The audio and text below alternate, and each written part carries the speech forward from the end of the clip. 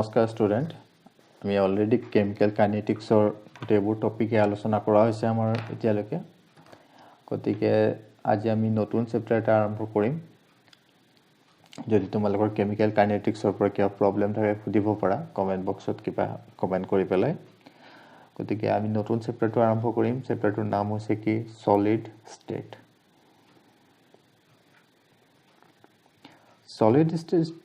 এই চেপ্টাৰটো তোমালোকৰ আৰম্ভ কৰাৰ আগতে মই কৈ দিছো এই চেপ্টাৰটো বুজি পাবৰ কাৰণে তোমালোকে অলপ 3 ডাইমেনশনাল এৰেঞ্জমেন্ট অলপ ভিজুৱেলাইজ কৰিব পাৰিব লাগিব কাৰণ এটো বহুতে ভাৰ্চুৱেল ক্লাছ হয় সো ভাৰ্চুৱেল ক্লাছত এবোৰ বুজাই দিয়া বহুত অসুবিধা হয় মই চেষ্টা কৰিম যিমান পাৰো মোৰ 100% দিবলৈকে তোমালোকে চেষ্টা কৰিবা তোমালোকৰ ফালৰ পৰা যেতিয়া কিছুমান ষ্ট্ৰাকচাৰ আলোচনা কৰা হ'ব তেতিয়া মই কৈ দিম কোড বেছিকে গুৰুত্ব দিব লাগে আৰু কেনে ধৰণে পঢ়িব লাগে হেবোৰ কথা মই কৈ দিম ঠিক আছে গতিকে আজি আৰম্ভ কৰো আজিৰ চেপ্টাৰটো সলিড ষ্টেট গতিকে তোমালোকে আগতেই পাইছা যে সাবষ্টেন্স এটা জেনাৰেলি কি ষ্টেটত থাকিব পাৰে কেটা ফেজ থাকে সাবষ্টেন্স এটাৰ কেমিক্যাল সাবষ্টেন্স এটাৰ তিনটা ফেজ থাকে কি এটা কি হৈছে সলিড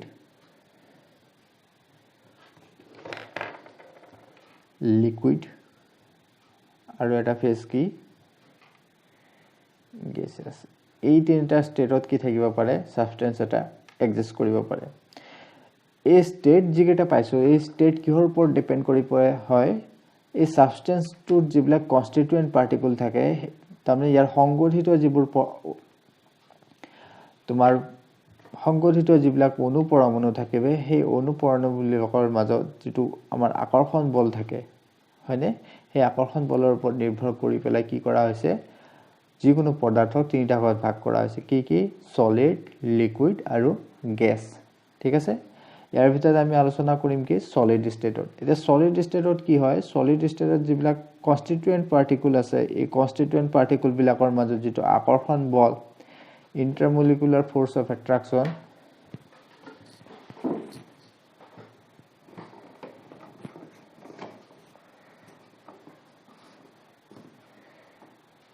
এই intermolecular force of attraction to খুব বেশি হয় ঠিক আছে গতিকে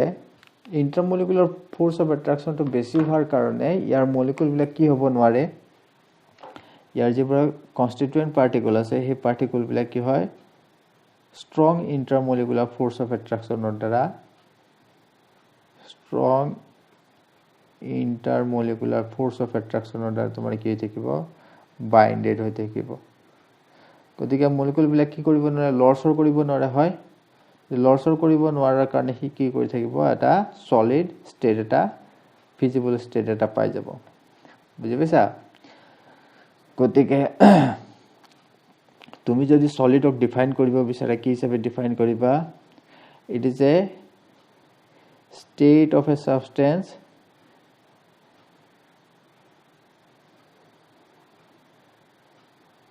where the constituent particle of the substance constituent particles of the substance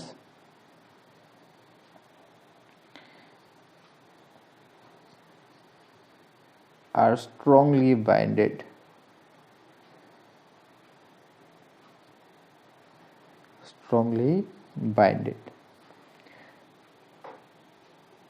গতিকে ইয়াৰ কিছুমান কি থাকে strongly binded হৈ থকাৰ কাৰণে ইয়াৰ কিছুমান স্পেসিফিক তোমাৰ কি থাকিব ক্যাৰেক্টাৰ থাকিব গতিকে ইয়াৰ কিছুমান স্পেসিফিক ক্যাৰেক্টাৰ মই ইয়াতে লিখি দিছো যে সলিডৰ কি থাকিব তোমাৰ definite shape and volume year density কিমান হ'ব হাই ডেন্সিটি হ'ব সদায় হাই ডেন্সিটি and volume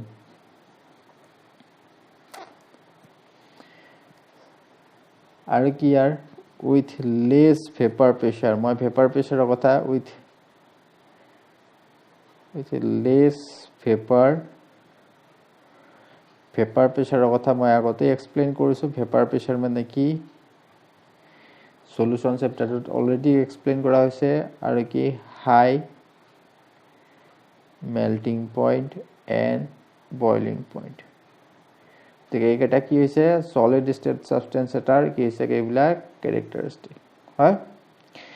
এতিয়া আমি পঢ়িম কি টাইপস অফ সলিড কিমান প্ৰকাৰৰ সলিড সাবস্টেন্স আছে এই বিষয়ে আমি আলোচনা কৰিম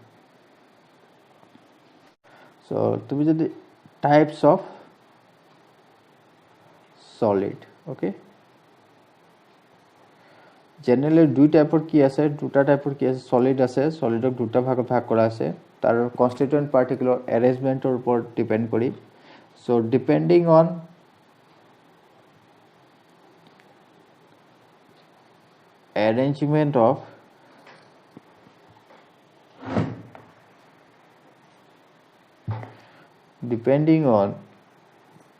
arrangement of constituent particle solids are classified into two classes আর প্রথম ক্লাসটো কি বুলি কৈছে amorphous solid আৰু সেকেন্ড ক্লাসটো কি বুলি কৰা হৈছে crystalline solid তোমালোকে হয়তো আগতে নামটো শুনিব পাৰা এইবিলাক নাম amorphous solid মানে কি crystalline solid মানে কি এতিয়া আমি তাকে চাম ঠিক আছে গতিকে amorphous solid মানে কি এনেকুৱা ধৰণৰ সলিড যত নেকি তোমাৰ কনস্টিটুয়েন্ট পাৰ্টিকল বিলাক কি হৈ না থাকে অ্যাৰেঞ্জ হৈ না থাকে কিন্তু ক্ৰিস্টালাইন সলিডত তোমাৰ কনস্টিটুয়েন্ট পাৰ্টিকল বিলাক অ্যাৰেঞ্জ হৈ থাকিব মানে কি amorphous solid যেনেকুৱা ধৰণৰ তোমাৰ সাপোজ তুমি ইয়াতে কি লোৱা আটাৰ গুড়া লোৱা সেই আটাৰ গুড়াটো কি হৈ থাকে তোমাৰ গুড়ি অৱস্থাত থাকে হয় তাত পার্টিকল বিলাক কি হৈ না থাকে এটা জিওমেট্রিক অ্যারেঞ্জমেন্টত কি হৈ না থাকে হজোয়া না থাকে কিন্তু ক্রিস্টালাইন তুমি যে কোনো ধৰণৰ সাবস্টেন্স এটা লোৱা সাপোজ তুমি চেনিৰ গুড়াটো লোৱা হয় তাত সুগাৰ মলিকুল বিলাক কি হৈ থাকে এটা ক্ৰিস্টালাইন অ্যাৰেঞ্জমেন্টত হজোয়া থাকিব হেতু কাৰণে ক্ৰিস্টালাইন সলিডবোৰে কিছুমান বেলেগ প্ৰপাৰ্টি লাভ কৰে আনহাতে amorphous সলিডবিলাকে কিছুমান বেলেগ প্ৰপাৰ্টি লাভ কৰে গতিকে amorphous সলিড কোনবিলাক সলিড যত নেকি কি হৈ না থাকে কনস্টিটুয়েন্ট পার্টিকুলার যিবোৰ সংগঠিত অনুপৰমাণু আছে constituent particles are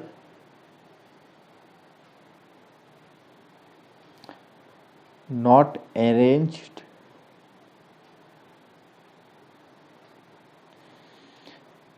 in proper geometrical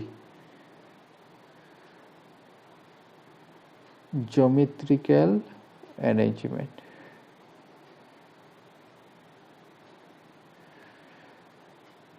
whereas in case of crystalline solid the constituent particle are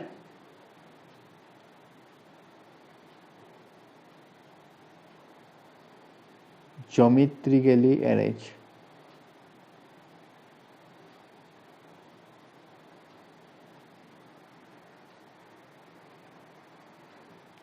এতিয়া সময় তোমালোকে এক্সাম্পল এটা দিছো সাপোজ তুমি ক্যালসিয়াম কার্বনেট লোৱা যদি ক্যালসিয়াম কাৰ্বনেটৰ এই ক্যালসিয়াম আয়ন আৰু কাৰ্বনেট আয়ন এইকেইটা যদি কি হৈ থাকে তোমাৰ অ্যাৰেঞ্জমেন্টতে কোনো এটা স্পেসিফিক অ্যাৰেঞ্জমেন্ট অ্যাৰেঞ্জ কৰা না থাকে তেতিয়া হলে ই তোমাক কি দিব তোমালোকে চক দেখিছা চকৰ কম্পোজিশন কি ক্যালসিয়াম কাৰ্বনেট চকত তোমাৰ ক্যালসিয়াম কাৰ্বনেটটো কি হৈ না থাকে এটা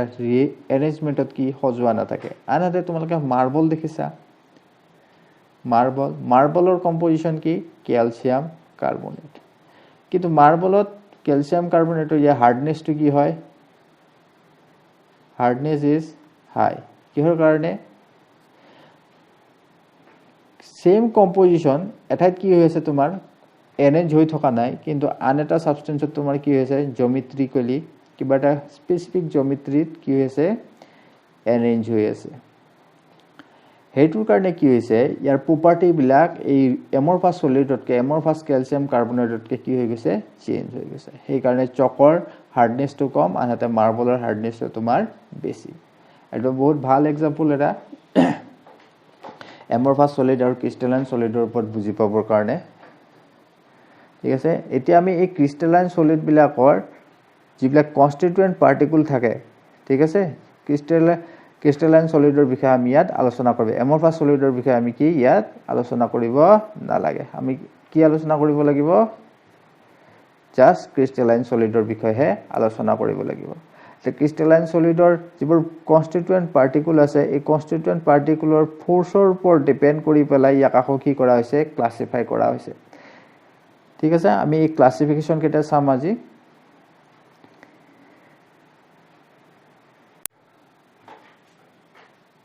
এতিয়া আমি কি আলোচনা কৰিম যে ক্ৰিষ্টেলাইন সলিডৰ কিমানটা কি আছে types of crystalline solid type আছে এটো types of crystalline solid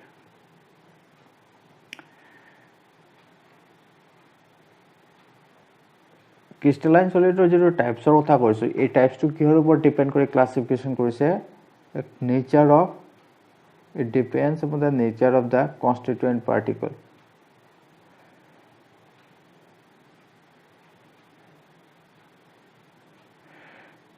constituent particle বুলি কলে কি বুজায় এতিয়া সাপোজ সোয়া তোমাৰ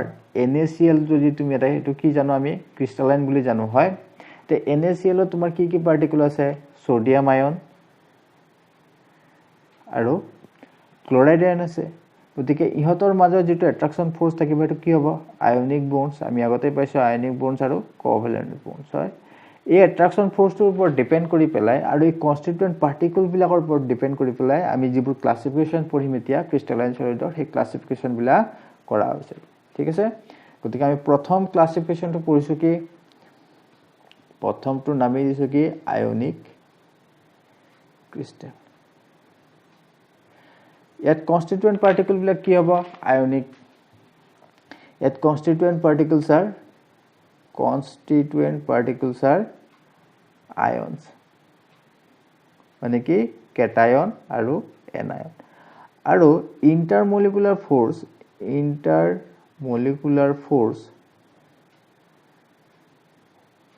এটো কি হ'ব ionic bonding মানে কি সোয়া suppose তোমাক NaCl দিয়া আছে হয় এই NaCl ইয়াত এবোৰ কি আয়ন এই আয়ন বিলাকৰ মাজত যেটো বন্ডিং হ'ব হে বন্ডিং বিলাক কি হ'ব আয়নিক বন্ডিং আৰু ইয়াত যেটো কনস্টিটুয়েন্ট পাৰ্টিকল কি হ'ব সোডিয়াম আয়ন আৰু ক্লোৰাইড আয়ন হয় গতিকে এই আয়ন কেটা কি হ'ব লাগিব আয়নিক পাৰ্টিকল হ'ব লাগিব তেনেকুৱা ধৰণৰ ক্ৰিষ্টেলক আমি কি বুলি কম আয়নিক ক্ৰিষ্টেল বুলি কম আৰু কি দিছে second to molecular solids molecular solid crystalline solid হয় তা molecular crystalline solid আমি ইয়াতে constituent particle বিলাক কি পাইছিলো ions পাইছিলো এতিয়া ইয়াত constituent particle বিলাক কি হ'ব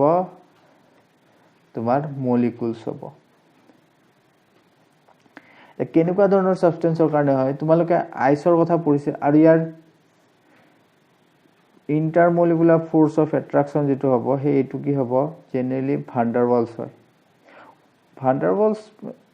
সবতে ভান্ডাৰৱালছ নহয় কিছুমান জেনাৰেলি উইক বন্ডিং হয় ইয়াতে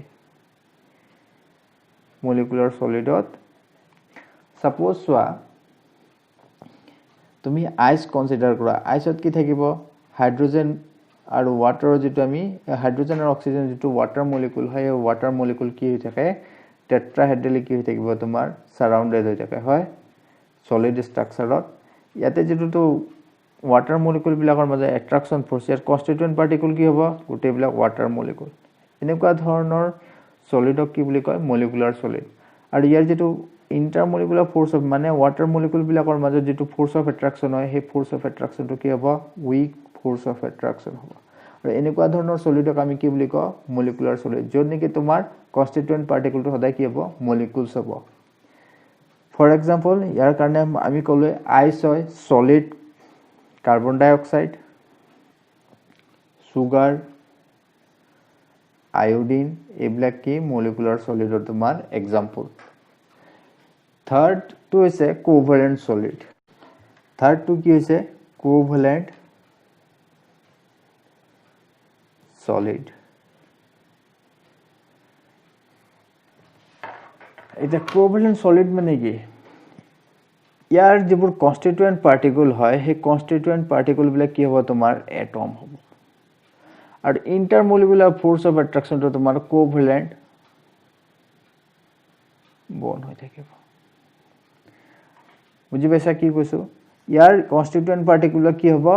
এটম আৰু ইন্টাৰমলিকুলাৰ ফোৰ্স অফ অ্যাট্ৰাকশন তো কোভেলেন্ট বন্ড তেনেকুৱা ধৰণৰ সলিডক আমি কি বুলি কোভেলেন্ট সলিড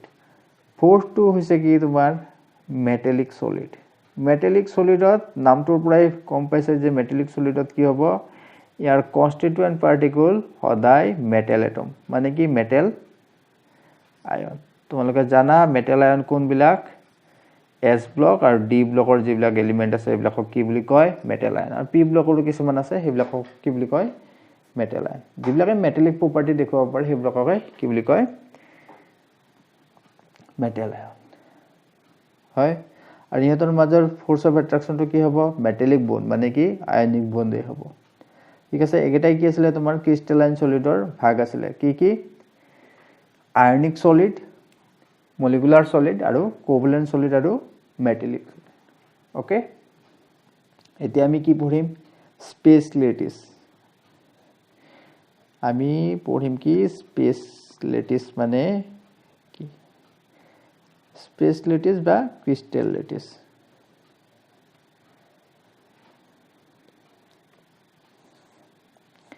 আমি ক্রিস্টালাইন সলিডৰ কথা পঢ়োতে কি পঢ়িলো ক্ৰিস্টালাইন সলিডত কি পঢ়িলো যে ক্ৰিস্টালাইন সলিডৰ যিবিলাক কনস্টিটুয়েন্ট পাৰ্টিকল হয় এই কনস্টিটুয়েন্ট পাৰ্টিকল বিলাক কি হৈ থাকে এটা এৰেঞ্জমেন্টত থাকে হয় সাপোজ তুমি এনেকুৱা ধৰণৰ এৰেঞ্জমেন্ট এটা কনসিডাৰ কৰিছা য'ত নেকি কনস্টিটুয়েন্ট পাৰ্টিকল বিলাক তোমাৰ কি হৈ আছে কিউবিক এৰেঞ্জমেন্টত তোমাৰ এৰেঞ্জ হৈ আছে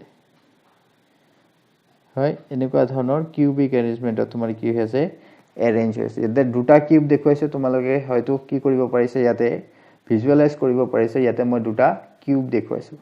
এই কিউব কেটাৰ প্ৰতিটো মূৰতে যদি এটা এটা কনস্টিটুয়েন্ট পাৰ্টিকল থাকে ঠিক আছে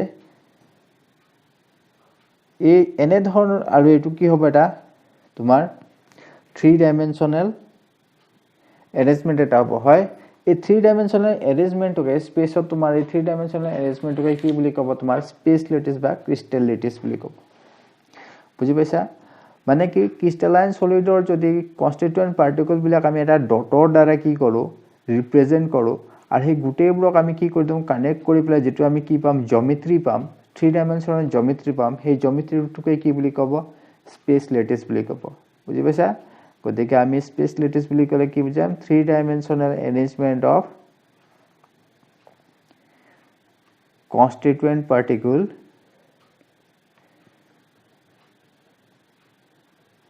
particles in space of a crystalline solid is called what space lattice okay বুজি পাইছা কি কৈছো যে ক্রিস্টালাইন সলিড এটা তোমাৰ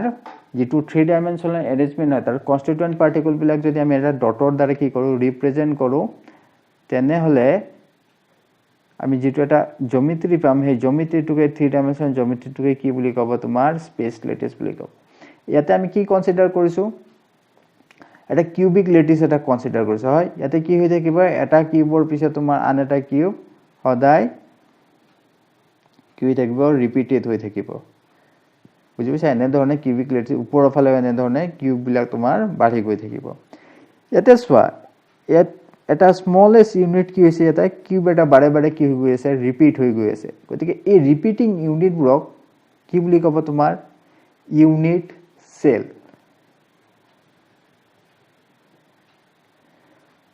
বুজি পাইছা এটা ইউনিট সেল মানে কি the repeating the smallest repeating unit of crystalline solid are called unit cell. দেখিছা তোমালোকে ঠিক আছে বড় এখানে লিখিলবা গতিকে আমি ইয়াৰ পিছত চাম কেনেকুৱা ধৰণৰ ইউনিট সেল থাকে আৰু ইউনিট সেলৰ কিছুমান ডাইমেনশনৰ বিষয়ে আলোচনা কৰিম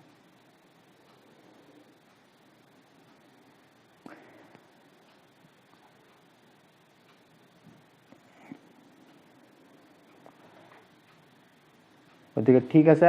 আজি আমি ইয়াতে সামৰিছো আজি জাস্ট আমি ইন্ট্ৰোডাকশন চালো সলিড স্টেটৰ ইন্ট্ৰোডাকশন দা সলিড স্টেট মানে কি আৰু কি ধৰণৰ সলিড থাকে ক্ৰিস্টালাইন সলিড এমৰফাছ সলিড ক্ৰিস্টালাইন সলিডৰ কিমান ডিফাৰেন্ট টাইপস থাকে আৰু ক্ৰিস্টালাইন সলিড বিলাকৰ তাৰ প্ৰপাৰ্টি এটা সিঙ্গল প্ৰপাৰ্টি পঢ়িলো কি আমি স্পেস লেটিস মানে কি ক্ৰিস্টালাইন সলিডৰ এই বিষয়ে আমি কি আলোচনা কৰিলো আৰু ইউনিট সেল মানে কি সেই কথা আমি আলোচনা কৰিলো ঠিক আছে নেক্সট ক্লাছত আমি ইউনিট সেলৰ ডাইমেনশন আৰু different types of unit cell আৰু তাৰ contribution to a space lattice সেই বিষয়ে আমি অলপ আলোচনা কৰিম পাৰিলে আমি কিছুমান ক্ৰিস্টাল সিস্টেমৰ বিষয়ে কি কৰিম আলোচনা কৰি চাম ঠিক আছে আজিলৈকে সামৰিছো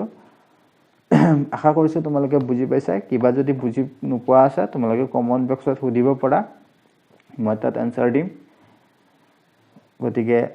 আশা কৰিছো তোমালোকে ঘৰত সকলো সুকলমে আছা ইয়াতে আজি ভিডিওটো সামৰি পেলাই মই তোমালোকক থ্যাংক ইউ কৈছো